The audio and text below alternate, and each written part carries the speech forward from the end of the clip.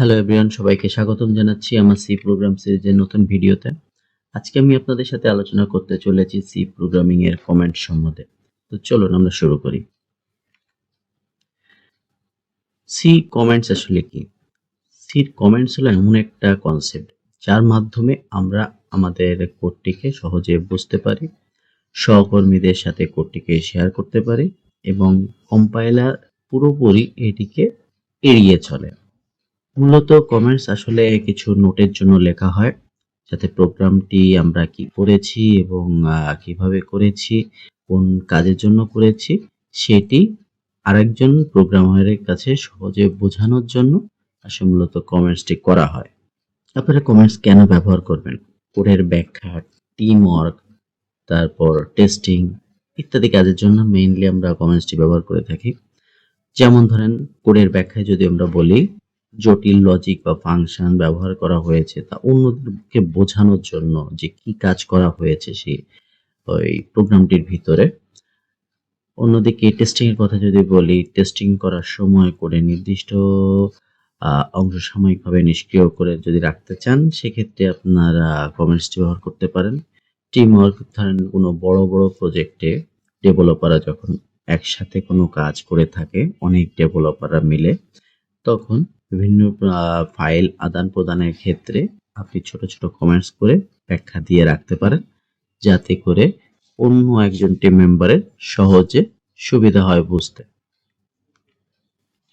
Compiler এবং comments, আসলে কম্পাইলারের কোনো প্রভাব পড়ে না, কারণ কম্পাইলার টোটাল এই কমেন্টসের টেকনিকটাকে বা কমেন্টস সিস্টেমটিকে অ্যাভয়েড করে চলে, যার কারণে কমেন্টসটি শুধুমাত্র একটি নোট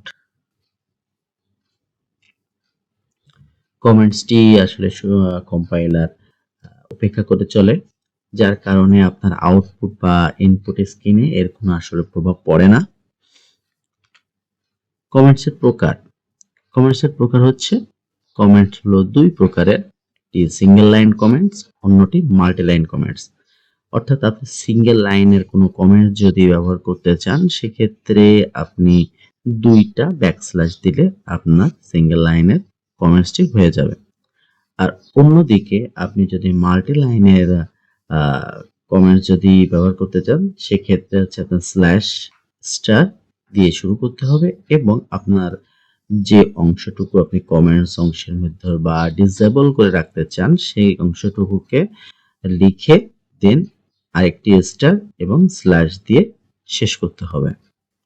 তো সেক্ষেত্রে আপনার প্রত্যেকটি লাইন কমেন্টস বা ডিসেবল হয়ে যাবে।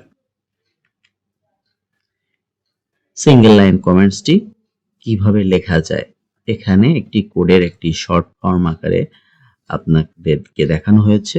যে সিঙ্গেল লাইন কমেন্টসে উপরে দেখুন, এটি একটি কমেন্ট, এই যে অংশটি এটি একটি কমেন্ট, এই কমেন্টটি আমরা করেছি এবং নিচের এই লাইনটি কিন্তু কমেন্টের আন্ডারে না, অর্থাৎ কমেন্টটি করতে গেলে এটিকে দেখা যাচ্ছে যে এখানে আপনি এই প্রোগ্রামিং এর ব্যাখ্যাটি আপনি উপরে লিখে দিতে পারেন সিঙ্গেল লাইন কমেন্টস এর মাধ্যমে।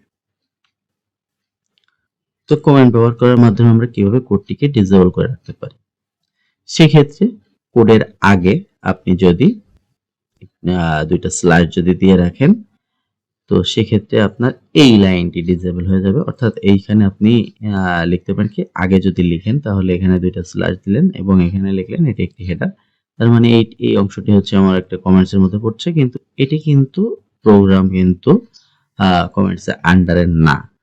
অন্যদিকে আপনি যদি লাইনের শেষে যদি লিখতে চান, এখান থেকে আপনি একটি লাইন লিখলেন, এটি একটি প্রোগ্রাম লিখলেন এবং তারপরে লাস্টে আপনি সেমিকোলনের শেষে আপনি লিখলেন এটি একটি প্রিন্ট ফাংশন বা হচ্ছে আপনি একটা কমেন্টস মন্তব্য করলেন। কিন্তু আপনি যদি সরাসরি প্রিন্টএফ এর আগে যদি কমেন্টসটির এই ডাবল স্ল্যাশ যদি ইউজ করেন, তাহলে টোটাল কোডটি হচ্ছে ডিসেবল হয়ে যাবে, এটি আর চলবে না। মাল্টি লাইন কমেন্টস, যদি মাল্টি লাইন কমেন্টস লেখেন, দেখুন এখানে একটি ব্যাখ্যা দিয়ে রেখেছি, এখানে 1 2 3 এই তিনটি লাইনকে আমরা একসাথে কমেন্টস এর আন্ডারে ডিসেবল করেছি। সেক্ষেত্রে আমরা স্ল্যাশ স্টার দিয়ে শুরু করেছি এবং স্টার স্ল্যাশ দিয়ে শেষ করেছি। কখন কোনটি ব্যবহার করবেন? ছোটখাটো এক লাইন রাখার জন্য আপনি ব্যবহার করবেন হচ্ছে ডাবল স্ল্যাশ।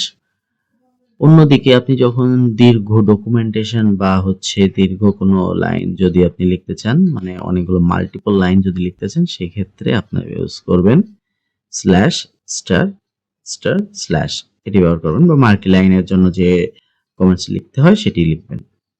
অতিরিক্ত কমেন্টস করবেন না, কোড যতটুকু প্রয়োজন ততটুকুই রাখুন, তাতে আপনাদেরই বুঝতে সুবিধা হবে।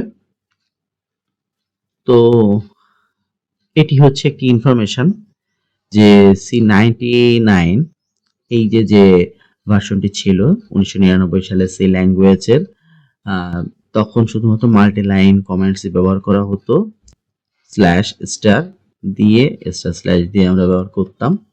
কিন্তু পরবর্তীতে যখন C99 এবং পরবর্তীতে যখন আমরা 1999 সালের নতুন স্ট্যান্ডার্ড আসে, তখন সিঙ্গেল লাইন কমেন্টসটি আসলে যুক্ত করা হয়। আজকে আমরা কি শিখলাম? কমেন্টস মানুষের জন্য নোট করার একটি পন্থা মাত্র, মানে নিয়ম ছাড়া আর কিছুই না।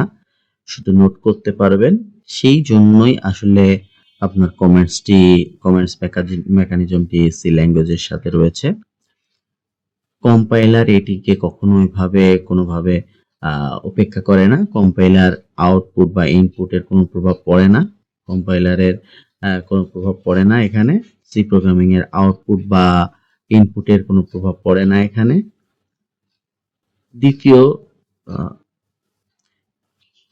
তৃতীয় যেটি শিখলাম আমরা, এখানে কমেন্টস হচ্ছে আসলে দু প্রকার, সিঙ্গেল লাইন কমেন্টস এবং মাল্টি লাইন কমেন্টস।